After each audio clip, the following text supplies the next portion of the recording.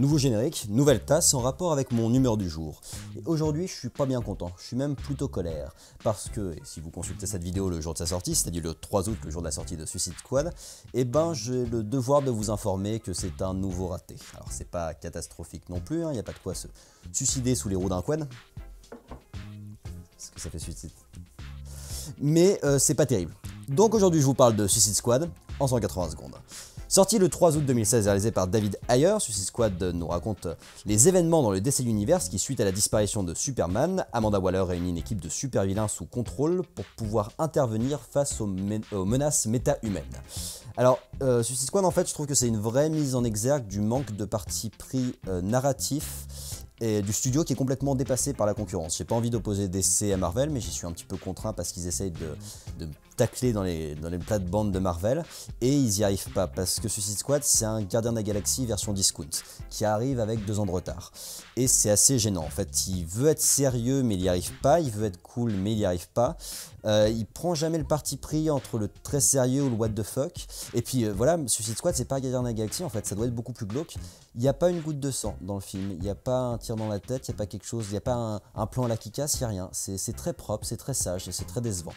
Le scénario est pas construit, c'est une succession de scènes classe, ou supposée rigolote, sans lien. En témoignent les 2 scènes du début du film, qui sont 2 scènes d'intro d'Harley Quinn et de Deadshot, qui sont les 2 stars du film qu'on nous remet encore et encore.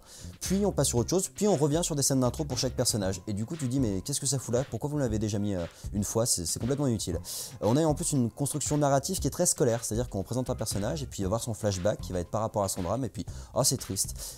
Pourquoi vous me l'expliquez comme ça en fait? Pourquoi à chaque fois il a besoin de le dire, le personnage? Pourquoi vous me le montrez pas? Je vais vous prendre un exemple. Diablo nous raconte son drame, donc je vais pas vous spoiler, et juste quand il a fini, après sa scène de flashback, il met un verre sur sa main et avec la flamme, il symbolise son drame. Pourquoi m'avoir mis la scène de flashback et pourquoi pas juste m'avoir laissé cette flamme-là qui est sublime et qui est très bien pensée? On a en plus cette construction boulémique de personnages prêts à être utilisés pour les suivante production de DC.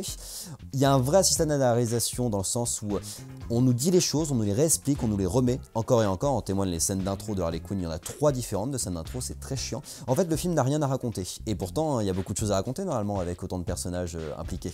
Et ben là il a rien à raconter, du coup il redit encore et encore les mêmes choses. Je vous parle pas des scènes d'action qui sont complètement illisibles. On sait pas filmer, mais de la pluie, ça se verrait pas. Très bien, très bien. Le Joker est en plus complètement gâché. C'est pas de la faute de Jared Leto, je pense pas. Mais il est très mal utilisé, il a rien à foutre là, en fait. Et en plus, enfin sa scène d'intro c'est ridicule dans le sens où on le voit directement dans le plan. Son apparition est pas travaillée. On a un gros focus sur Harley et Deadshot qui se débrouillent bien, mais n'empêche qu'ils sont quand même très mis en avant. Et puis la menace est trop grosse, elle est complètement absurde. À côté de ça, c'est pas un film exécrable dans le sens où le casting est plaisant, la musique trop présente et quand même sympa, qu'il y a des mises en scène flashback avec des lumières LED sur bas quartier qui sont très cool, et puis que ça se regarde sans déplaisir en tant que standalone, pardon. Mais ça reste une énorme déception tant le potentiel semblait grand. C'est, je trouve, un nouveau coup dans la mare de la part de DC qui ferait bien de lâcher la grappe à ses réalisateurs, parce que la version longue de Batman vs Superman nous a prouvé que des réals un peu libres, ils peuvent faire des choses très sympas et bien plus sympas que lorsque le studio a le parti pris. Top. Voilà. J'étais colère aujourd'hui. Alors je vous invite à me donner votre avis. J'ai peur que le film se fasse démonter. J'ai regardé ce matin, ça a commencé. C'est pas nul à chier, mais c'est quand même très décevant. Donc j'espère que ça vous a plus plu qu'à moi. En tout cas, moi je suis pas du tout hypé. Je vous invite à liker, commenter, vous abonner. Je vous donne rendez-vous sur la page YouTube de Directive Première pour d'autres critiques ciné en 180 secondes. Tu veux une tasse, Dédé ?